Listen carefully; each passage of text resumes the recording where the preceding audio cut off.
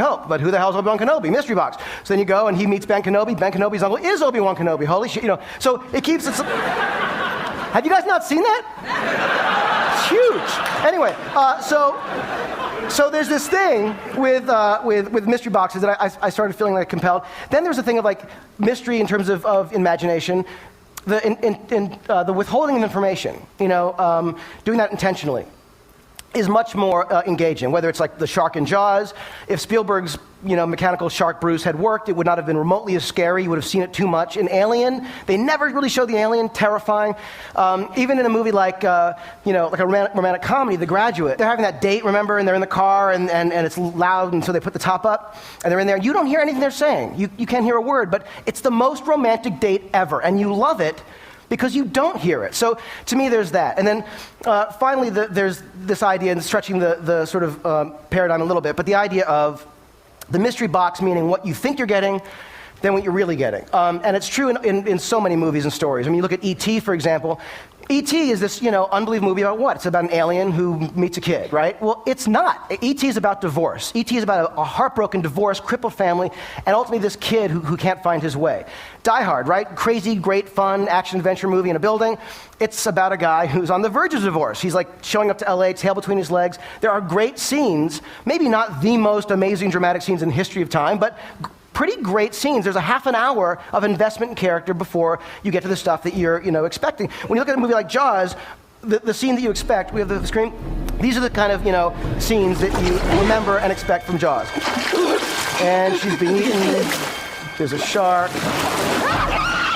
The thing about Jaws is it's really about a guy who is sort of dealing with his place in the world, with his masculinity, with his family, how he's going to, make it work in this new town. This is one of my favorite scenes ever, and this is a scene that you wouldn't necessarily think of when you think of Jaws, but it's an amazing scene.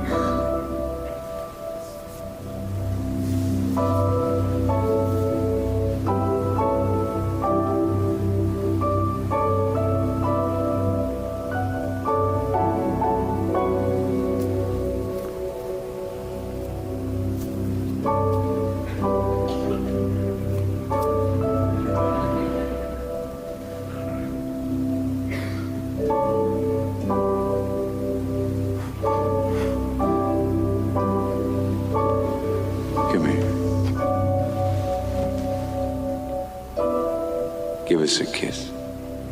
Why? Because I need it. Come on. Why? Because I need it? Best scene ever, right? Come on. So you think of Jaws.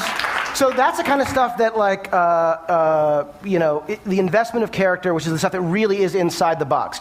It's why when people do sequels or rip off movies, of a genre, they're ripping off the wrong thing.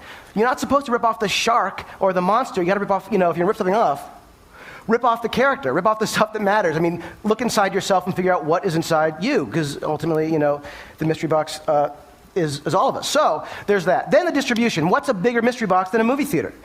You go to the theater, you're just so excited to see anything. The moment the lights go down is often the best part, and you're full of that amazing, that feeling of excited anticipation. And often the movie's there and it's going, and then something happens, you go, oh, and then something else, and then, now when it's a great movie, you're along for the ride because you're willing to give yourself to it. So to me, whether it's that, whether it's, a TV, an iPod, computer, cell phone. It's funny, I'm as I said, Apple fanatic, and one day about a year or so ago, I was signing on online in the morning to watch Steve Jobs' keynote, because I always do. And he came on, he was presenting the video iPod, and what was on the enormous iPod behind him? Lost. I had no idea.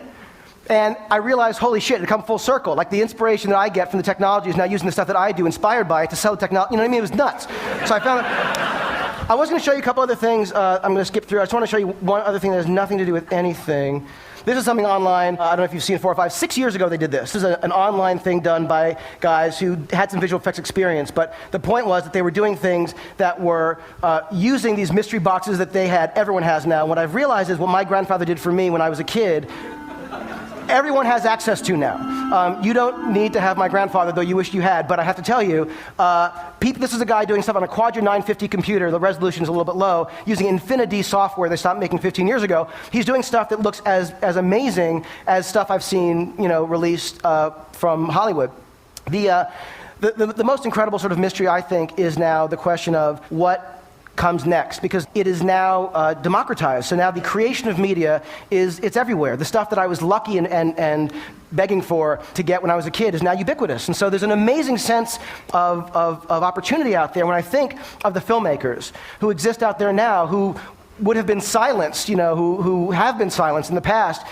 It's a very exciting thing. I used to say in classes and lectures and stuff that to someone who wants to write, go write, do your thing. It's free. No, you don't need permission to go write. But now I can say, go make your movie. There's nothing stopping you from going out there and getting the technology. You can lease, rent, buy stuff off the shelf that is either as good or just as good, as the stuff that's being used by the, quote unquote, legit people. No community is best served when only the elite have control. And I feel like this is an amazing opportunity to see what else is out there. When I did Mission Impossible 3, we had amazing visual effects stuff. Island did the effects. It was incredible. And sort of like my dream to be involved. And there were a couple sequences in the movie, like these couple little moments I'll show you.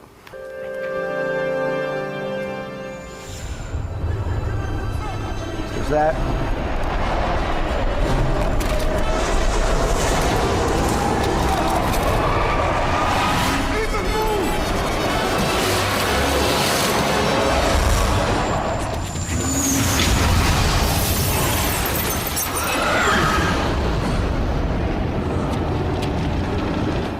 Okay, obviously I have an obsession with big, crazy explosions. So my favorite visual effect in the movie is the one I'm about to show you. And it's a scene in which Tom's character wakes up, he's drowsy, he's crazy out of it, and a guy wakes up and he shoves this gun in his nose and shoots this little capsule into his brain that he's going to use later to kill him, as bad guys do.